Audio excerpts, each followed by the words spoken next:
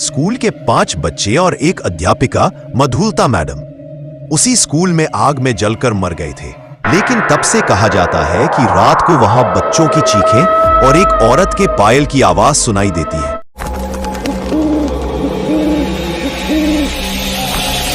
पिंजरे वाली डायन। कुछ आत्माएं मरने के बाद भी इंसान नहीं छोड़ती, वो उन्हें पिंजरे में बंद कर देती हैं। पुराना हवेली स्कूल। उत्तर प्रदेश के एक छोटे कस्बे जागीरगंज में एक पुरानी हवेली थी।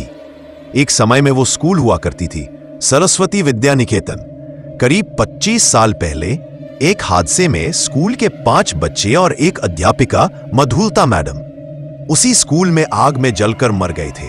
बात दबा दी गई, हवेली को बंद कर दिया गया।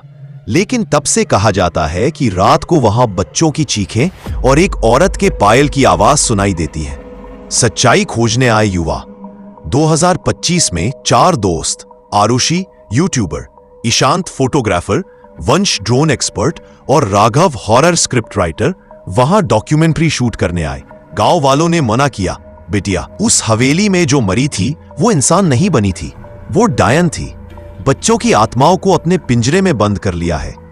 आरुषि को लगा ये सब अंधविश्वास है, पर राघव को कहानी मिल गई थी पिंजरे वाली डायन। नाम तय है।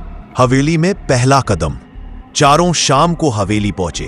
Tripod, night vision camera, recorder और डिवाइस से लैस थे।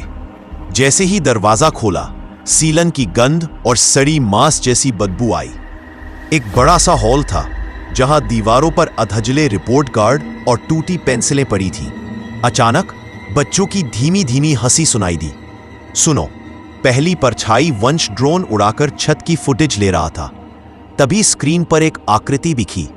लंबे बाल, उल्टी गर्दन और सफेद आंखें। क्या यह कोई टीचर का भूत है? ईशांत ने मजाक किया।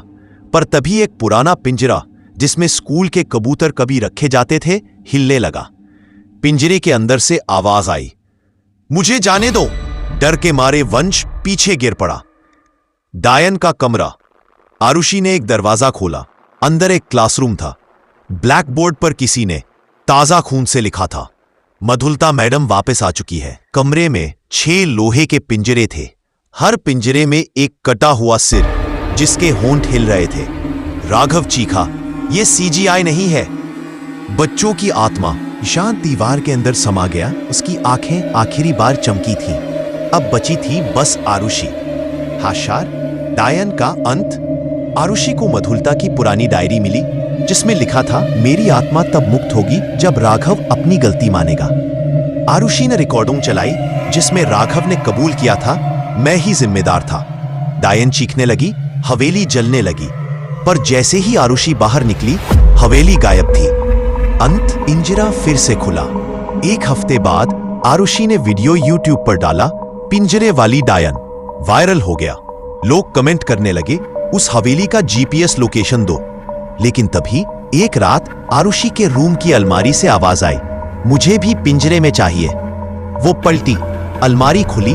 अंदर एक पिंजरा था और उसमें वंश, ईशांत और राघव की आत्माएं थी। अब चौथी आत्मा की बारी थी। अंत।